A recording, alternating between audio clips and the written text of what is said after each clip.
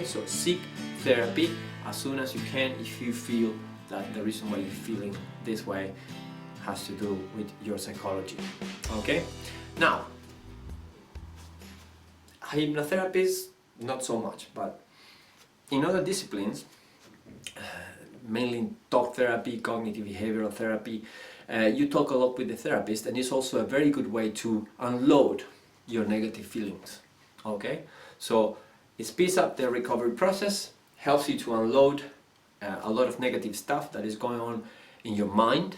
So two very good reasons to seek therapy as soon as possible if you suspect that your depression is due to psychological factors. Okay, now the next thing, what should you do when you are considering hiring a therapist? Okay, I'll tell you the trick. Okay, when for whatever reason I have a waiting list, sometimes I cannot see some of the clients that come to me, or I'm not a specialist in a particular thing, and I send them to someone else. Okay, and the clients ask me, or potential clients ask me, how can I know who will be good, who will be a good therapist for me? So this is what I recommend them to do. Okay, what I recommend you to do. First of all, concentrate on experience, okay, because credentials are less important. As long as you understand the type of therapy that they do and how that kind of therapy can help you, and you can find this online, you can do your own research, then the most important thing for you to concentrate on is experience. How many clients has that therapist seen? You see, I'm very proud of the fact that I have seen in just a few short years almost 1,000 clients, because I have worked really hard. I made a point of that in order to learn as much as possible, in order to learn all the information that I'm sharing with you today here, you see. But not all therapists work that hard or have that very high number of clients, you see, for whatever reason. Maybe they're not that ambitious, maybe they're not as successful in marketing to attract clients. It doesn't really matter. The thing is that there's a wide disparity between the number of clients and therefore the experience that some therapists have and the experience that some other therapists have. So first thing that you want to look at is not if they have a nice office, not if they have plenty of credentials out there, but what kind of experience do they have in general in their discipline, and what kind of experience do they have with your particular problem. In this case, it can be depression or low self-esteem or anxiety or sleeping problems or whatever. How many clients have they seen that have this problem? Okay, and therefore you can ask the next question, which is, what kind of results have you had? Of course, in therapy it's almost impossible to quantify or to guarantee to someone. You see, I work with the subconscious mind, so when clients ask me, how many sessions will I need to resolve this problem? Well, until I get a little bit deeper into the problem, I cannot tell them in a short, quick 3-minute phone call, right? I will be lying.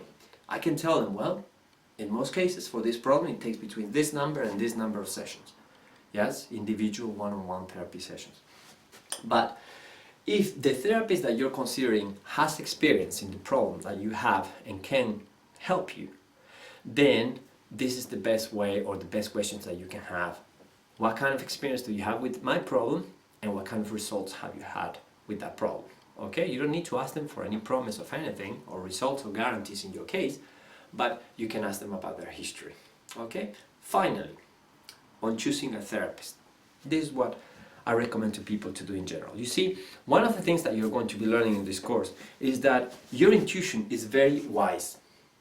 Okay, whatever intuition is, and people, like many things related to the mind, has not been able to define exactly what intuition is. Okay, I like to think, or I like to believe one of the definitions, which is that intuition is accumulated experience that is lodged at the subconscious level of the mind. You see, so that's why we cannot explain exactly why we have a certain feeling about someone, but our intuition tells us that that person is good or that person is not so good. You see? So the thing is that intuition is there, is very valuable, is very useful. But in the world in which we live today, we're not paying enough attention to our intuition. But your intuition in most cases knows. And in this case, it's very important. Because if you're trying to select a therapist, your intuition will tell you which therapist you are more likely to work with well, and which therapist, what therapist you are most likely not to work so well. So that's my advice to you. Check 3 different therapists, have a good chat with them, meet them face to face if you can, and then follow your intuition. Your intuition will tell you which one you feel the most comfortable with, and therefore that will make it much easier for you, the best results that you can possibly have. Okay? Now the next thing that you want to do, moving on, is to learn as much as you can about depression. So I must congratulate you. Oops. I have a light on my side here and I hit it with my enthusiasm. So I must congratulate you because you are here today. You are listening to my words. You are informing yourself. You are gathering more information about what depression is. Okay? It's very important that if you want to resolve, if you want to get rid of a problem in your life, you understand it. You see it from different angles. So number 1, if you want to get better, get informed as much as possible. This course is invaluable in that regard. Okay, it will really help you, give you a lot of information. Number 2, get all this information from different sources as much as you can. Okay, don't always go to one source because for whatever reason they may be wrong or they may have a secondary interest in giving you that information. So make sure that you corroborate that information. Make sure that you look at different angles when you're evaluating that information, and make sure that that information is coming from different sources. Okay? Now, having said that, once you have chosen a therapist, then do your best to work with your therapist. Don't sabotage your therapist and don't sabotage the therapy, because the man or the woman is there to help you. You see? So once you have chosen a therapist, once you have asked all the right questions about experience, results, and you have followed your intuition, so you have chosen that particular therapist, then do your best to help them to help you. You see, don't sabotage yourself, do the things that they ask you to do, buy the books that they ask you to buy, see the material that they ask you to see, send them the information that they ask you to send them, because this is so that they can help you better. You see, so very important. Okay? And now, finally, just one more point about information and about information about depression or anything that has to do with the mind. It's great that we have the net and that we have so much information available. But remember that just because you see it in text, just because you see it written on a screen, it doesn't mean that it's true. So remember that a 13-year-old in his mom's basement may be writing information on a forum about depression. Okay? For whatever reason, anyone in the world can be writing about these things or giving advice to other people. Some people really like the feeling of being a therapist in a way, without going through the training that they need in order to be a therapist. It's nice, they have the best intentions at heart in many cases, but remember, just because you see it online, it doesn't mean it's true. So go to good sources of information, verify your sources, and get information from more than one source at all times. Remember that any information that you read online may be wrong, so be very careful about following that kind of advice. Okay? Now, once you have chosen a therapist, once you are going through therapy, okay, you want to make sure also that you constantly evaluate the therapy in itself. It doesn't mean that I'm telling you to do the opposite that I told you before. Trust your therapist and work with them. But I also want you to, in the same way that I tell you not to believe everyone online, there's no reason why doctors or therapists, myself, a therapist, a doctor, can make a mistake. Okay? So in most cases it's very important, of course, that you work with them, but if there's something that is not working during the therapy, or that you feel that is wrong, or some question that was very strange or out of place or whatever, first of course ask your therapist, because some of the questions that they may ask you may sound like they make no sense to you, or particularly to your conscious mind, in this case, but they may be perfectly valid. So if you have any question, instead of going online and getting the wrong information, ask your therapist. By the way, why did you ask me this question? Is there a particular reason? Yeah? In most cases, the therapist will be able to tell you that question is there for this and this and this reason. So if you have doubts, make sure that you ask them. Now, in the same way as some people may, I'll tell you a case. In the same way that doctors may be wrong, therapists may also be wrong. Okay, and sometimes for whatever reason, some therapists are really bad and some others are really lazy, like everything in life. Okay, and I remember recently one of my current clients. She told me that one of the therapists told her something that I'm totally against. Okay, this is a person that had a very, very hard childhood, really low self-esteem as a result, abused physically, verbally, in all possible ways. You get the picture. Okay, I don't need to say much more about her. But as a result of this, she has huge problems with anxiety, with depression, and with self-esteem. Okay, she came to me for help, and when I asked her about her history with other therapists, she told me that one of the therapists, she has been to 2 therapists before me, and it's the first time that she does hypnotherapy. In fact, it's a client that was doing, I was helping her with something else a few years ago, and now she came back because she wants me to help her with the most serious issues in her life. And I asked her about the therapist, and she told me that yes, one of the therapists told her that she just has to get used to that there's something, I think she mentioned, like the therapist say that there's something broken about her. Okay, there's something that is wrong and it will always be wrong, and she has to get used to this. Okay, it's like, I don't know, Alcoholics Anonymous, and you have to accept that you're an alcoholic and that you can't trust yourself and that you will always have a problem with that. Okay, and I have to say that I completely disagree with that approach.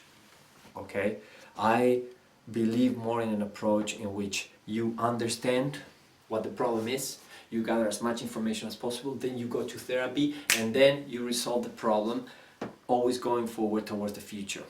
Okay, but never considering that you are broken and that you will always stay broken in any way. If I was thinking that there's no hope for people in that manner, I wouldn't be doing this course. I wouldn't be dedicating part of my life to what I do, you see.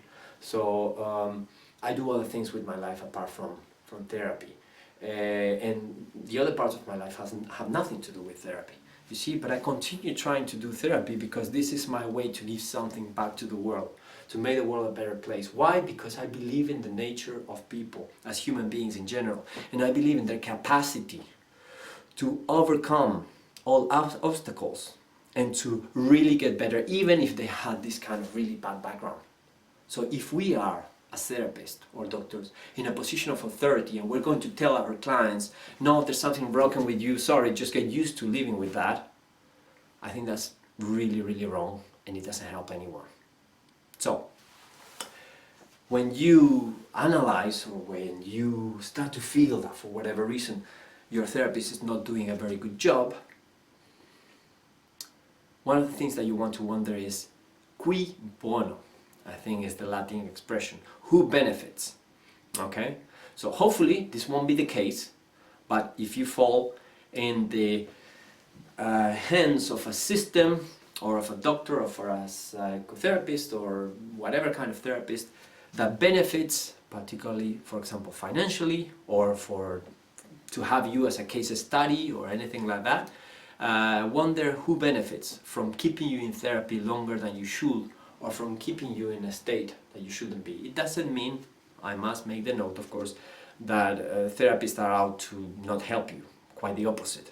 This will be the minority of therapists that will do something like this. But I am here to help you think about things that you may not have thought before. Okay? So that's my notes, those are my notes about therapy, choosing a therapist, and everything else. Now, connected with this point is the next point, which is, it's very, very, very important, okay, if you're going to get rid of depression, that you begin to move out, to move on from the victim diagnosis mode, as I call it.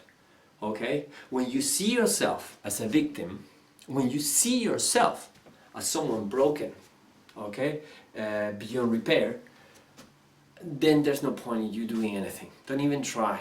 Yes? Because if you feel that you're always going to feel this way, then you're going to tend to reinforce through self-fulfilling prophecies the way that you feel. You will only try to seek confirmations to what you already believe to be the case.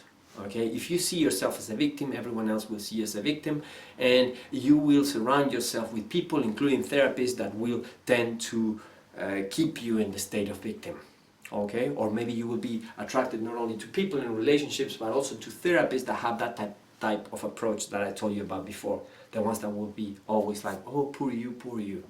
This is not my approach. I understand that the problems that people come to me for help are very serious, but I have a very hands-on approach. I'm very interested in detecting what the problem is, giving the information that they need in order to feel better, and then applying the formula that I know that will help them to feel better. Okay? I'm not interested in being always there just to console them and to ask them how you feel this week. Of course, it's part of my job. I have to do it up to a point, but it's very, very important that we as therapists don't make people believe that they're broken, they're victims, and they will always be a victim of the system, of their relationship, of their childhood, of whatever else. Okay? Now, another problem with the victim state is that it prevents you from growing into your future self. You see? It keeps you where you are. It keeps you with that kind of feeling, and it perpetuates it in your personal history. You see? The more and the longer you are in that victim state of mind, the more difficult it will be to get rid of it as you go forward and you get older. Okay? So one more reason, particularly if you're young, to get rid of that victim state altogether. Okay? Very, very important. Now, having said that, it's very important that you realize that even if in the past, for whatever reason, and this is one of the most important things that I want you to remember, so take notes of this point. Even if in the past, for whatever reason, you were actually a victim, okay, people abuse you, the system, family, employers, whatever, it's very important that you understand and you remember this and you imprint it in your mind at a very deep level, okay, which is, it's not your fault if other people abuse you, if what happened to you was the fault of other people or of systems in general, okay, it's not your fault, but it's your responsibility. And this is a very important point, okay? It's not your fault, but it's your responsibility. It's not your fault what happened, but it's your responsibility to sort it out, because nobody will do it for you. One of the things that we must realize if we want to be realistic about life is that we come to the world as entities, as individual entities. We are alone in a way, and we leave this world alone as well. And in between, we live with ourselves, we live with our thoughts all the time. So nobody's going to come to save us, you see, because if you can't sleep, if you feel bad about yourself, if you are depressed, if the depression keeps on coming back, in the end of the day, nobody's there to help you 24/7. It's just you with your mind. So if you don't do it, who's going to do it? You see, at one point, it's very important that you realize that even if it wasn't your fault, it's your responsibility to sort it out. And I want you to do it. I want you to take the initiative and go for it. You are watching me talk about this now. You took the initiative. You are interested in getting better. So you, and I can congratulate you for that, you are already doing something to feel better. You are already taking responsibility, and that's fantastic. That's something that you should help others to do as well. But it's very important that you remember that even if it wasn't your fault, it's your responsibility to sort it out. Okay? Now, without ownership of the problem, there's also, of course, a lack of action. And if there's no action, there's no improvement. So, once again, the more you see yourself as a victim, the less likely you are to take action, and therefore the problem will always be there. Okay? I understand that at some point in your life, the feeling of being a victim may be better or beneficial for some reason. Okay? And we are weak humans in the end of the day. So for whatever reason, at some point in your life, you may have chosen the state of the victim, almost willingly. But it's very important for us to realize that life changes, and at one point we may not be interested anymore in being the victim. Okay? If you are going to live a happy and healthy life, you have to definitely get out of the mentality of the victim. Okay? Now, having said that, let's go to the summary for these last 5 slides. So, number 1, check with your doctor. Make sure that there's no organic physical problem with you that is causing the depression if you feel depressed. Number 2, seek therapy and choose a therapist like I told you to. Number 3, learn about depression as much as possible. Okay. Number 4, evaluate the information that you get, particularly about your mind, any kind of diagnosis that you receive, both at the physical and psychological level, make sure that they are correct. And number 5, move away from victim's mentality. Very, very important. It's not your fault, but it's your responsibility. So start taking it. Okay? Let's move on. Now, taking responsibility for your state. Just a few more notes. Mourning is okay for what happened. It's a completely natural state of mind, but at one point must end. Very important. That's why we are stressing this point so much. It's much, much easier to blame everything else for our problems than to take responsibility for them. Okay? But it's very important that we do. Number 2, another thing that you want to think about is, what is your secondary gain? Secondary gain refers to how you benefit from being in this state. You see, like I told you before, maybe you used to benefit from being in this state before, but maybe you, without realizing it or without thinking much about, you are still benefiting from staying in this state. So it's very important that you're totally honest with yourself and that you think about any way that you may be benefiting from staying in the place where you are psychologically. Okay? I'm not going to give examples, but it's very common as well. It's something that happens a lot when people come to you to help them with their psychological issues, and you see that there are some reasons why they would prefer to be in that state. So if that's the case, then I can help them so much until they want to change, and therefore they're ready to follow my instructions on how to change and do things better. Okay? The next thing, you see, and talking about taking responsibility, yes, is action keeps us sane. Okay? So one of the main antidotes for stress, for anxiety, yes, is action. You see, we're going to talk about anxiety later, but just a preview there. Anxiety is a state in which you are in the middle of two things, and this is what makes you feel uncomfortable. You don't know what is going to happen. There's tension in the air. You don't feel good. You don't know what is coming to you, and that's why you feel anxious. The solution for anxiety is action. So do everything you can to gather more information. I'll give you an example. I had a client not too long ago, and this client was feeling really bad and came to me to prepare that court case that was coming. Okay, the situation was that he had a company a few years ago, and for whatever reason this company had many employees. It was in the financial sector, and what happened was that some of the employees did certain things that they shouldn't. He didn't know at the time. He was one of the directors of the company, and several years later, now he got a call from the government, even though the company was finished many years ago, and the government is now taking him to court because theoretically there were some things that were not done legally there or properly. He says that it's not his fault, but he's very nervous. He has 2 children. He came to me to therapy to help him with the general feeling of anxiety that he's feeling. And this is one of the pieces of advice that I gave him. Get knowledgeable about the system, about court cases, about the kind of legal attack that they can build against you, because the more information you have, the more action you take, the better you will feel, the less anxious, the more relaxed on the day, the more confident. Okay?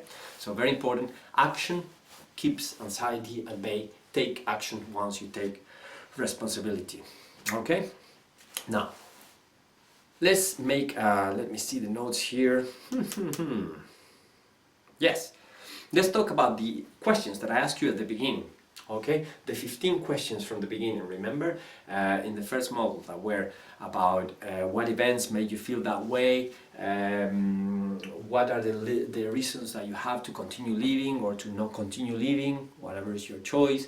So I want to ask you a few questions about those, and I want you to write down the answers as well. Okay, you know the questions, you have them already. Hopefully you started answering them already. Okay. And the questions that I'm going to ask you are the following. Number 1, okay, or some things for you to note there. Are the answers detailed enough? Yeah? Good moment, good point now to go back to the answers that you wrote there and to make sure that you gave plenty of details, that the answers are detailed enough, otherwise they won't be so useful. Okay? Number 2, any questions that made you feel blocked in any way, or any questions that you felt that you didn't have the answers, or you didn't even want to think about this thing. Write that down, it's important. Okay? Any questions that made you feel blocked in any way. The third point is, any questions that brought you bad memories. Memories. The second one is about blockages. Any questions that created blockages. The first one was, are the questions detailed enough? Yeah? And the fourth one is, who are the people associated with these questions and why? Okay, the fourth one is about people. If you didn't write much when you were answering the questions about people, now is the time to add a few lines to each one of the answers about the people that are part of that system, the people associated with the problem, the people at the root, or the people that have something to do with how you're feeling today. Very, very important. Okay, so go through those 4, look at the answers that you gave to the questions, and look at how detailed they are. Make sure they're detailed enough. If there was any blockage about them as you were answering them, if they brought you any kind of bad memory, okay, write about that as well. And the last thing is about people. Were there people associated with those questions and why? Okay, you want to think about that, you want to write about that as well. Okay, having come to this, maybe one of the questions that produced some kind of blockage, or that it was difficult for you to face, or maybe you had a question, you had an answer right away for that one, and it's not a very nice answer, was the question about suicide, suicidal ideation in its formal way of being called, okay? And let's talk about suicide for a moment, okay? First of all, you're accessing this material, and that means that most probably you're not ready to die yet, and this is really good, okay? I'll tell you why later. Keep on going, it's important. But the fact is that if you want to kill yourself, nobody can stop you, okay? Nobody can monitor you 24/7. This is a very